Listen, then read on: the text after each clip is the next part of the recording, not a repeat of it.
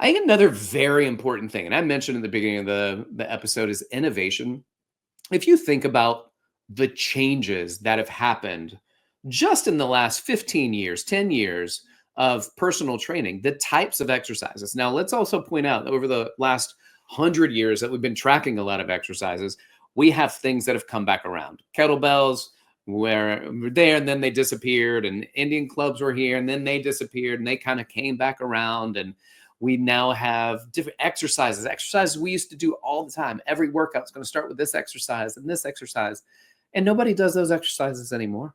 But if you're not updating and innovating, then AI is just going to keep giving you all that old stuff. And it doesn't mean it doesn't work, but are there better ways? And the way that there are better ways, then we learn that and then we study it, is we have to have people that aren't doing everything by the book.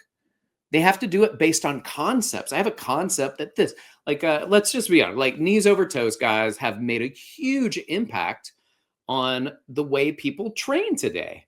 And there was fear mongering about whether or not your knees could go over your toes. And these guys are doing knee squats and sissy squats and all of these different versions that people have been doing, but they haven't hit mainstream because people look at it and they go, oh, that's going to hurt you. You're going to get hurt from doing that.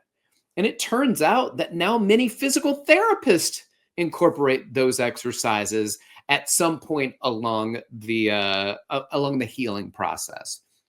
So what does that mean?